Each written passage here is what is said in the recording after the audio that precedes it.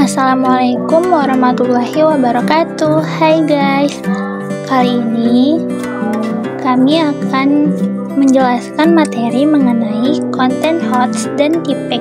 Simak baik-baik ya. Kami dari kelompok 4 yang beranggotakan Bella Sepia Lubis, Diana Prida Manurung, Ria Pradita, Resmida Butar-Butar, dan Rahulina Barus. Pengertian HOTS. Menurut Hadi Pratiwi dan kawan-kawan tahun 2017, HOTS adalah instrumen penilaian yang menuntut keterampilan berpikir tingkat tinggi dalam membentuk kualitas siswa yang lebih baik. Sementara, arti HOTS sebagaimana dijelaskan dalam Sukses UN USBN SMA MAIPS 2020 oleh Tim Studi Center adalah cara berpikir pada tingkat lebih tinggi daripada menghafal atau menceritakan ulang sesuatu yang diceritakan oleh orang lain.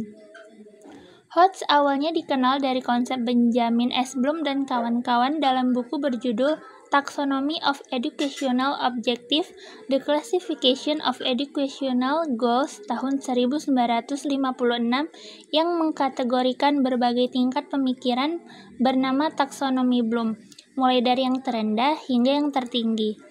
Taksonomi Bloom merupakan tujuan-tujuan pembelajaran yang terbagi ke dalam 3 ranah, yaitu yang pertama kognitif, kedua afektif, dan yang ketiga psikomotor.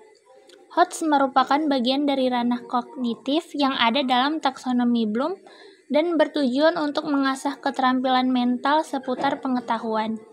Ranah kognitif versi Bloom ini kemudian direvisi oleh Lauren Anderson, David Cardwell, dan kawan-kawan pada tahun 2001.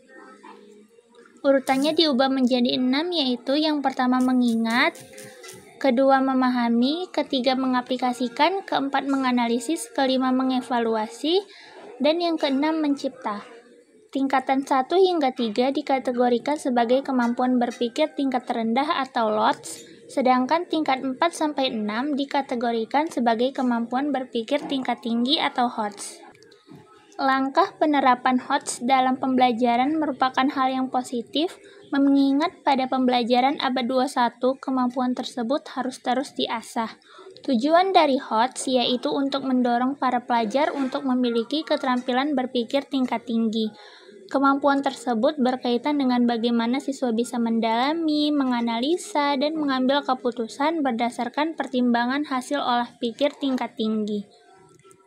Selain itu, penerapan HOTS juga bertujuan untuk meningkatkan kreativitas dan inovasi pada peserta didik. Hal ini karena pada HOTS, peserta didik tidak hanya dituntut untuk memahami konsep tertentu, namun juga diarahkan untuk menghasilkan ide atau pendekatan baru yang belum terpikirkan sebelumnya. Keterampilan tersebut sangat berharga untuk menyelesaikan tantangan dan masalah real yang ada di dunia nyata dengan pendekatan-pendekatan baru yang solutif. Kemudian untuk contoh HOTS, di sini kami menyajikan beberapa soal. Soal yang pertama yaitu pemerintah menjadi mediator perseteruan antar suku.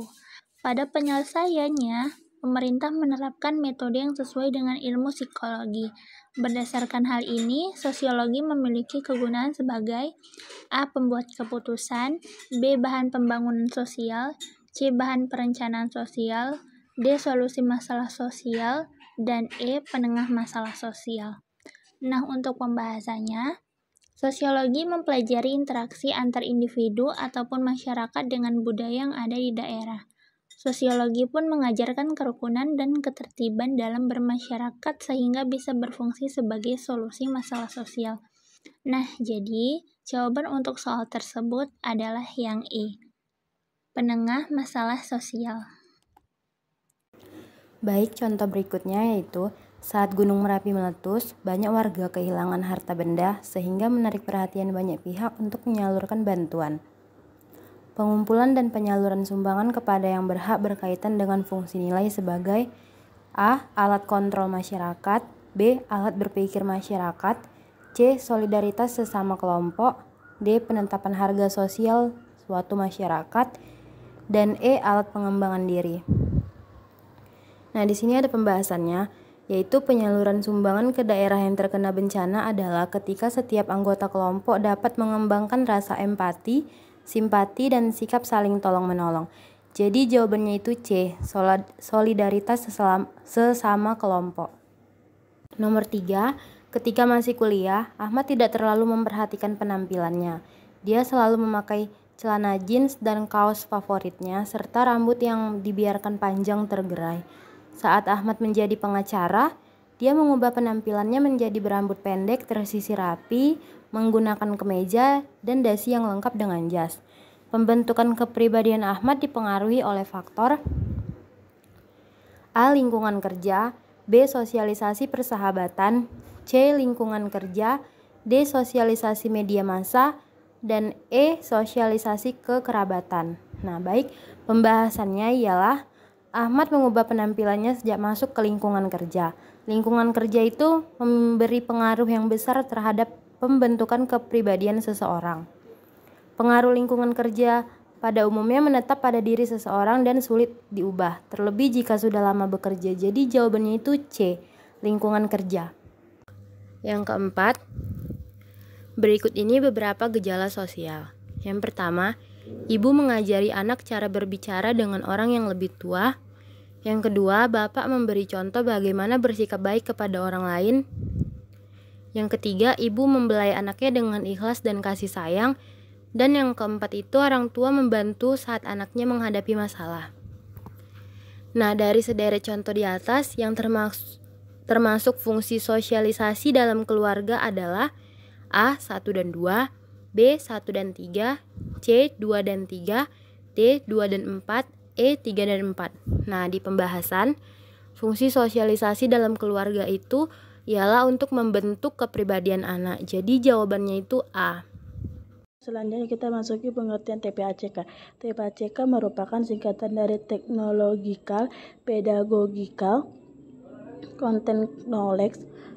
TPACK adalah pengetahuan tentang pentingnya integrasi antara teknologi dan pedagogi dalam perkembangan konten di dunia pendidikan.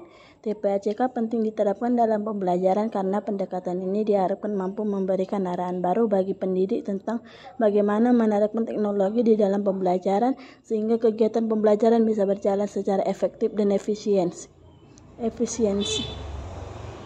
Selanjutnya itu ada unsur TPACK jika ditinjau dari namanya, yaitu Technological, Pedagogical, Context Knowledge.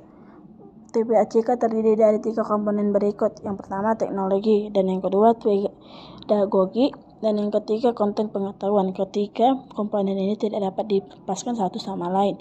Bagaimana tidak, kehadiran teknologi diharapkan mampu berkolaborasi dengan ranah pedagogi guru untuk menghasilkan konten pembelajaran yang efektif bagi peserta didik.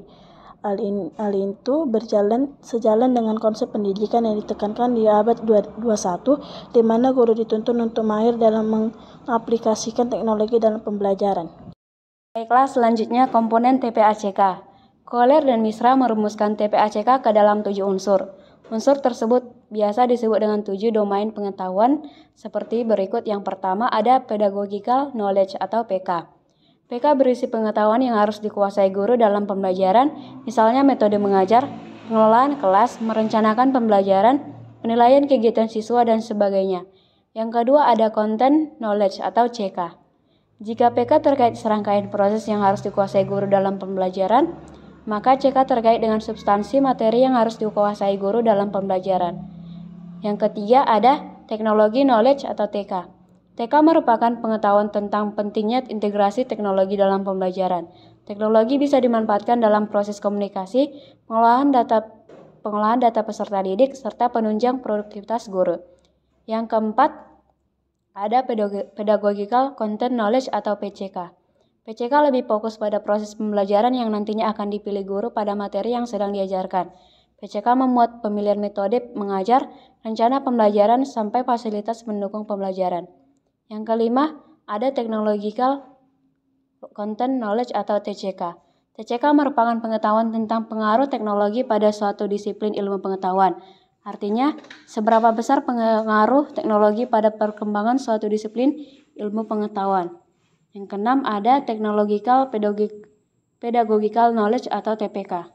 TPK merupakan pengetahuan yang memuat hubungan antara teknologi dan proses pembelajaran. Melalui TPK inilah guru bisa memahami kelebihan serta kekurangan teknologi dalam pembelajaran untuk kemudian diadakan bahan evaluasi. Dan komponen yang terakhir ada Technological, Pedagogical, Content Knowledge atau TPACK. TPACK merupakan integrasi antara ketiga komponen yaitu teknologi, pedagogik, dan konten pembelajaran. Di era serba teknologi seperti sekarang ini, guru dituntut untuk mahir dalam mengintegrasikan ketiganya. Terlebih lagi sudah banyak bermunculan platform penunjang pembelajaran atau e-learning. Baiklah, selanjutnya kelebihan dan kekurangan TPACK. Adapun kelebihan TPACK dalam pembelajaran adalah sebagai berikut. Yang pertama, meningkatkan pemahaman siswa melalui keterlibatan teknologi. Yang kedua, meningkatkan keterampilan guru dalam mengolaborasikan teknologi dalam pembelajaran.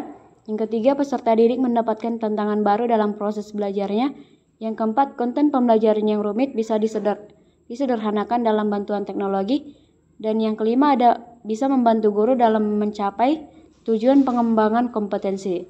Sementara itu, kekurangan dari TPACK adalah sebagai berikut. Yang pertama, membutuhkan infrastruktur tambahan berupa penyediaan perangkat teknologi.